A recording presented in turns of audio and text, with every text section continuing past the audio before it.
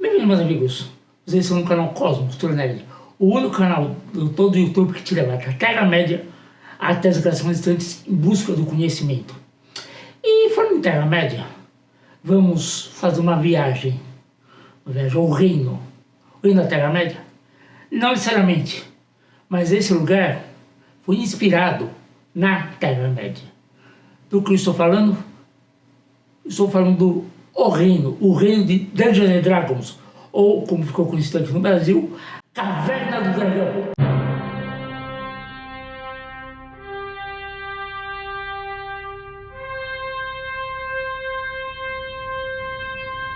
Cosmos Cultura Nerd. Caverna do Dragão, ou Dungeons and Dragons, que é o título original, ele foi criado com o objetivo de promover a marca dos produtos de RPG da marca Dungeons & Dragons. A série, ou a animação, ela foi ao ar pela primeira vez em 1983, há 41 anos, e foi baseada no jogo de tabuleiros Dungeons & Dragons, um RPG. Os jogos de RPG que inspiraram Caverna do Dragão surgiram na década de 70, lá pelos começos da década. Agora, o Dungeons & Dragons, o D&D, como é conhecido, que é o jogo mais proeminente do gênero, ele foi lançado em 1974 e logo se tornou o jogo de RPG mais popular e influente do mundo, sendo inspiração para uma infinidade de coisas, como outros jogos, livros, séries, filmes e incluindo a animação Caverna do Dragão, que eu vou me referir ao desenho como ficou conhecido aqui no Brasil. Bom, a série em si, ela tem um enredo aqui relativamente simples, a base dela é simples. Ela mostra a história de 6 crianças que tentam voltar ao mundo real aqui, depois de chegarem no reino de Dungeons & Dragons, depois de irem num passeio de montanha-russa e irem parar nesse reino à la Tolkien. O desenho possui muitas referências aos jogos RPG do Dungeons & Dragons. A série aqui no Brasil ela estreou em 85 no programa Balão Mágico da Rede Globo. Não foi na Xuxa, gente. Foi antes, 85. Xuxa veio depois.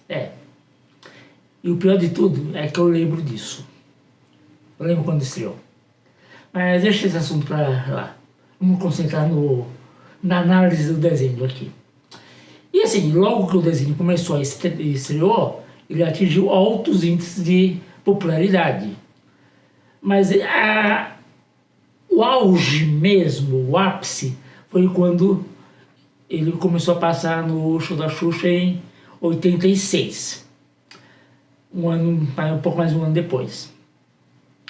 O desenho, ele conta as aventuras dessas 6 crianças que são transportadas para esse mundo após o passeio de montanha-russa. E eles, o que eles têm que fazer ao chegar nesse reino? Eles querem fazer o quê? O que gostaria que ele fazer? Chegasse um reino lá com um dragão, feiticeiro, duende, elfo e um monte de ser estranho. Sim, é que ele voltar para casa. É o que eles querem fazer, voltar para casa.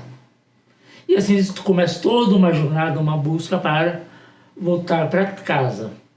E essa jornada, essa busca, era similar à busca do Um Anel, do Senhor dos Anéis, de Tolkien. E para realizar essa busca, cada um das 6 crianças, assume um papel icônico, um arquétipo. Esses arquétipos, eles são clássicos do RPG, que tem suas raízes nas mitologias e linhas folclóricas, principalmente da Europa medieval, por assim dizer.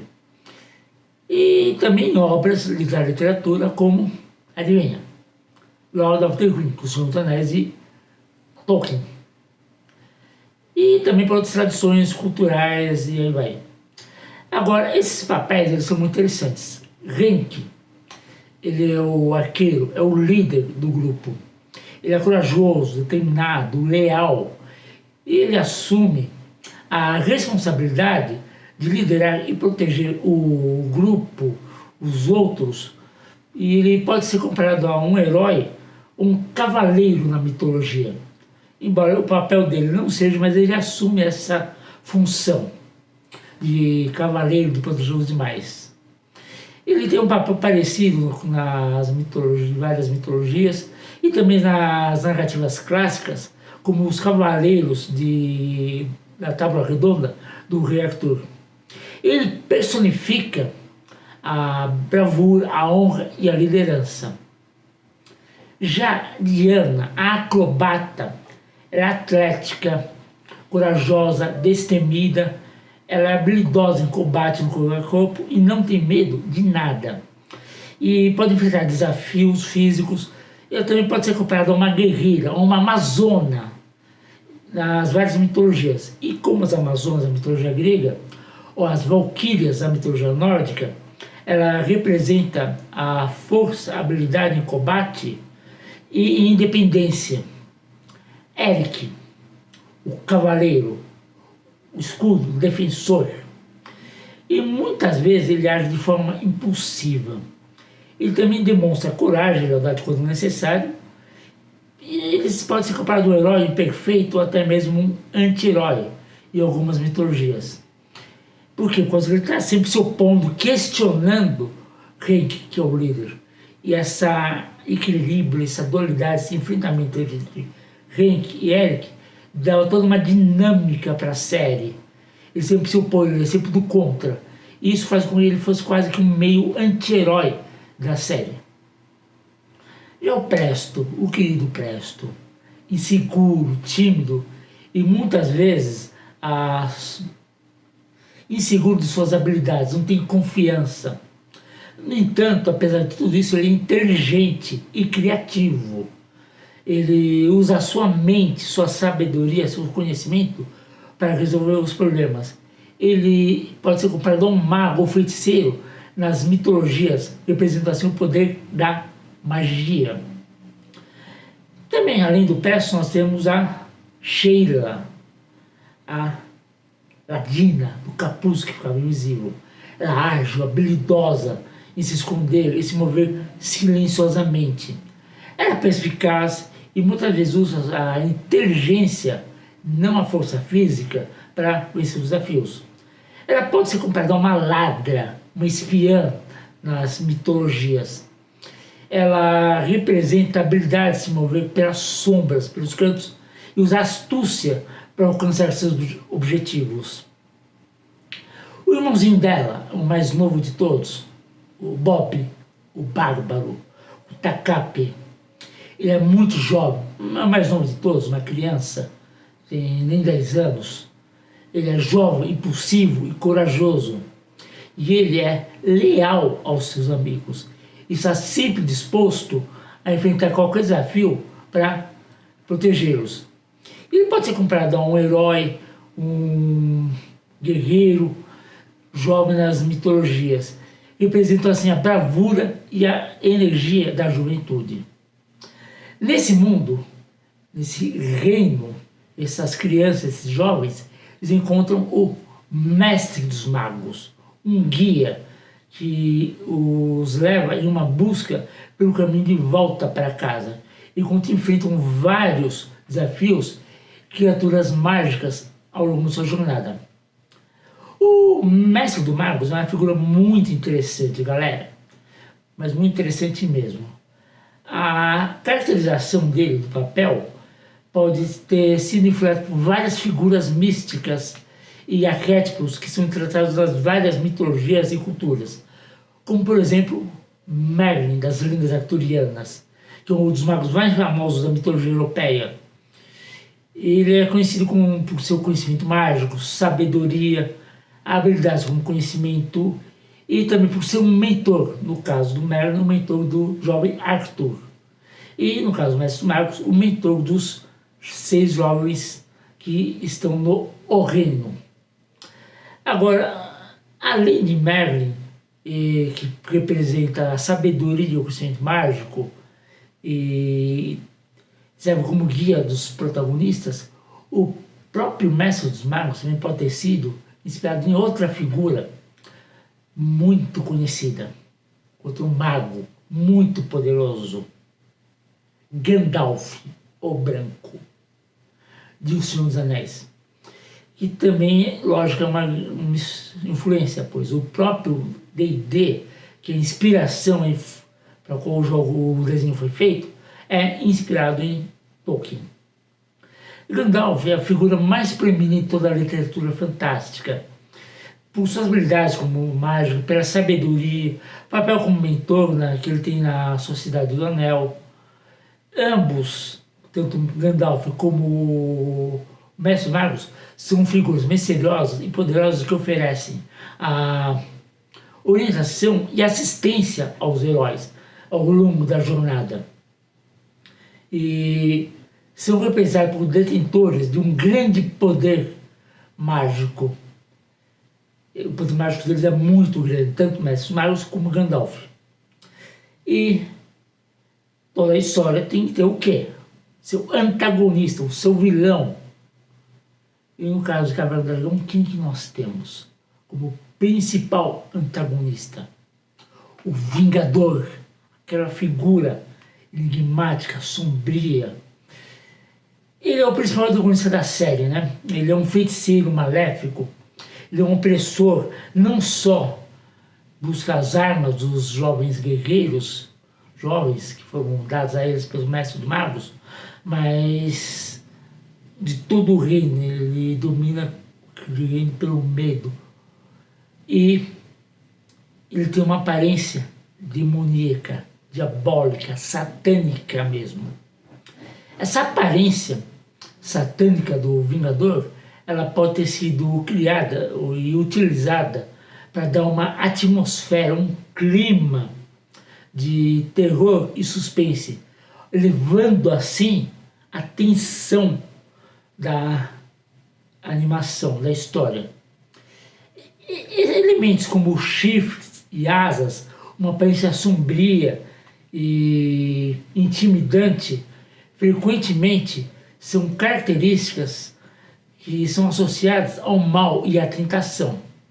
Atribuindo essas características ao Vingador, os criadores da série eles podem ter buscado a criação de um vilão visualmente impactante e facilmente reconhecível pelo público. Basta você ver e identificar. Não, esse é o vilão. Esse é o mal. E aqui, no nosso caso, no Brasil, a dublagem feita pelo nosso saudoso Orlando Drummond, nosso eterno Scooby-Doo, dá todo um clima, um charme muito especial àquela voz poderosa do Vingador, que não se lembra daquela voz dele. Agora, na tradição judaico-cristã, o diabo é frequentemente associado ao mal, à escuridão e à tentação.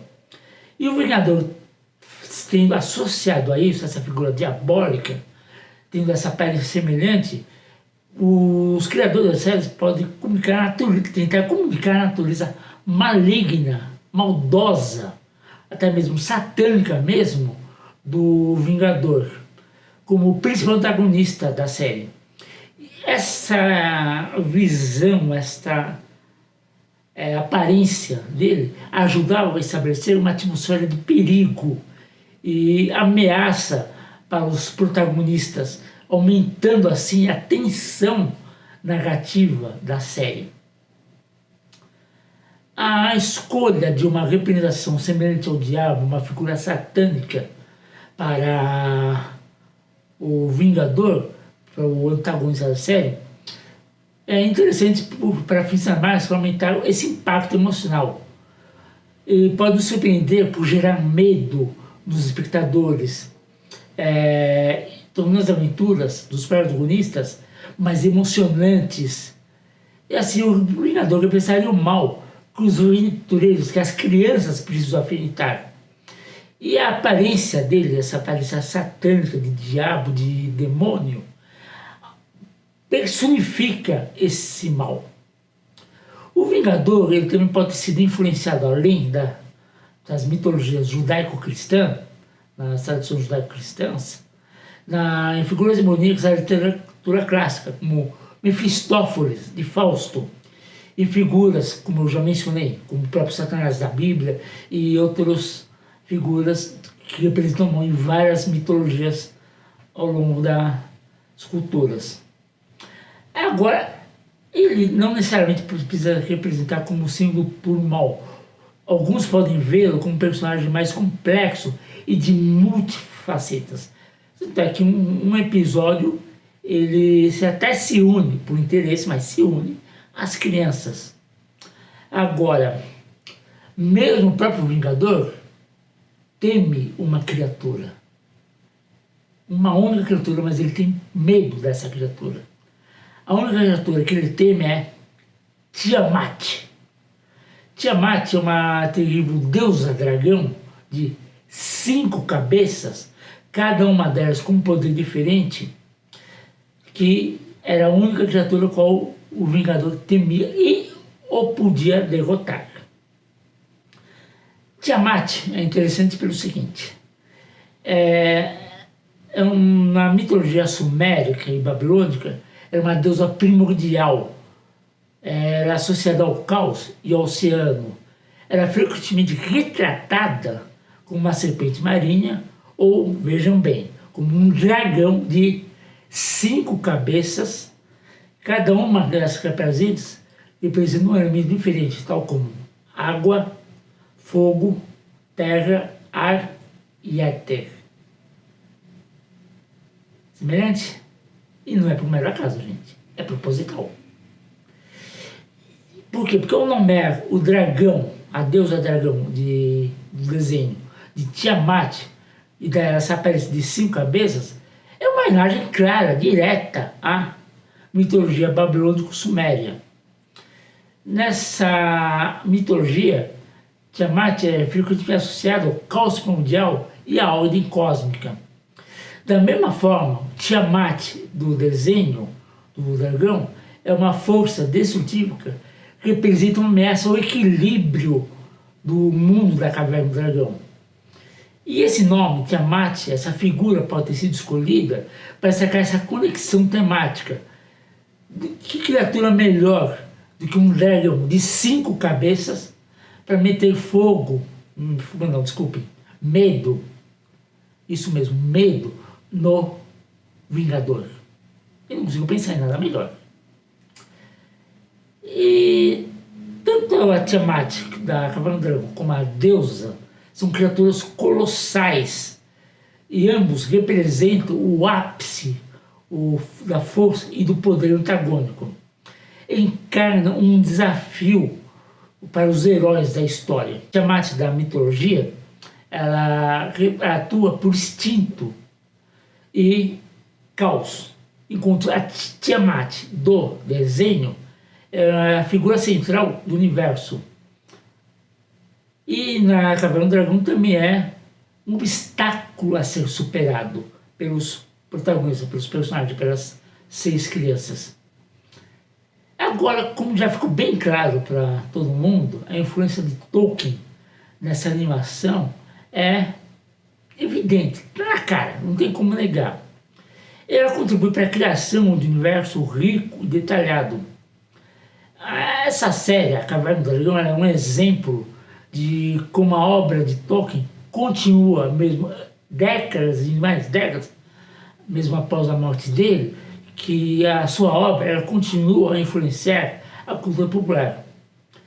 A fantasia épica, o mundo fictício, criaturas mágicas, que teve seu principal preeminente em Tolkien e O Senhor dos Anéis, com essa narrativa épica, ela é influência direta para a estrutura narrativa da Caverna do Dragão, que segue um grupo de heróis, um grupo de crianças que tem um objetivo, que vão chegar a esse objetivo enfrentando desafios, obstáculos. Isso é muito semelhante em termos narrativos com a Sociedade do Anel em O Senhor dos Anéis de Tolkien. Tolkien ele era muito inteligente, brilhante, até mesmo, para não dizer, um gênio. Tolkien ele era estudioso de mitologia e línguas antigas.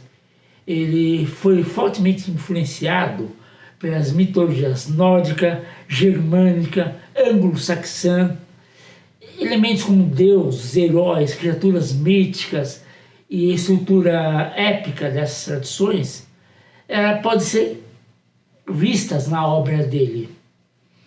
As sagas nórdicas, os épicos anglo-saxões como Beowulf, as lendas arturianas, tudo isso teve uma influência muito grande sobre Tolkien.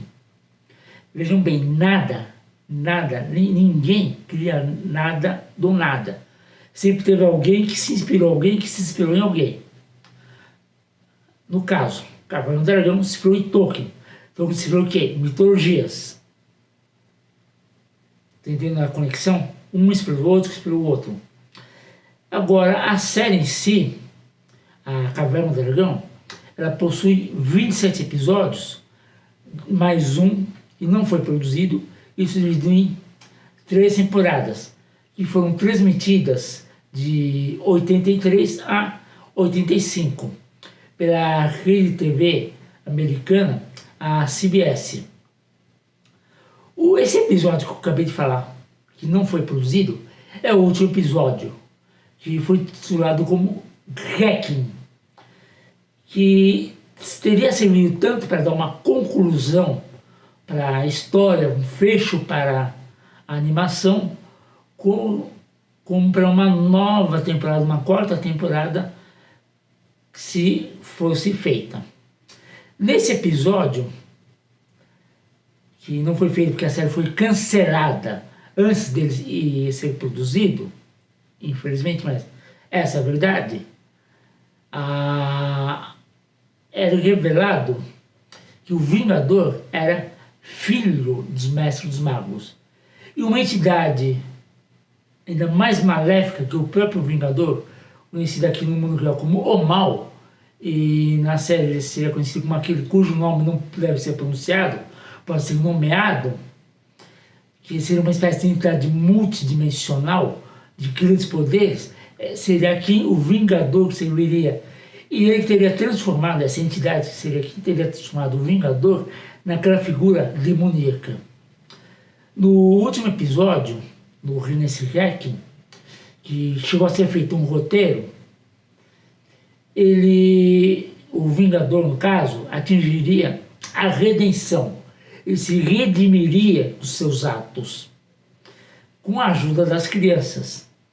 Essa redenção que o Vingador atinge, ela pode, de certa forma, se invocar paralelos com a história do filho pródigo, a parábola de Jesus, que está na Bíblia e tal, que assim como o filho pródigo eventualmente perde sua herança ao seu pai e sai pelo mundo e gasta tudo e retorna arrependido de seus atos e pede perdão ao seu pai, o Vingador teria um papel semelhante a isso, uma coisa meio parecida. E ele é confrontado com as suas ações. E assim ele atinge a redenção.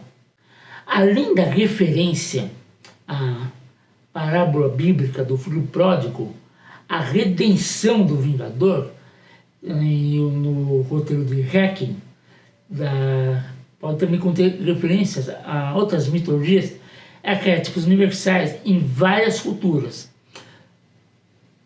Por exemplo, a história do Vingador, elas têm uma certa semelhança com o mito da Fênix, que a ave que renasce das cinzas e após uma vida marcada por violência e pelo ódio, o Vingador encontra a redenção e se transforma num ser do bem, de luz e de paz. Como uma fênix, ele renasce das suas cinzas, daquilo que ele foi. Um paralelo a isso, muito interessante, que acho que poucos vão se tocar de um exemplo de redenção, é nada mais, nada menos do que Anakin Skywalker, Darth Vader.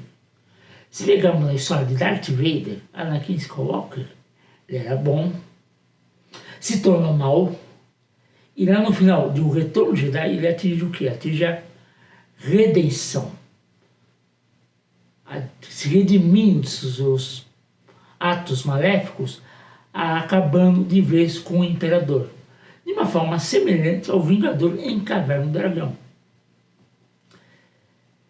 Também Vingador pode ser um arquétipo do anti-herói, que é encontrado em várias mitologias.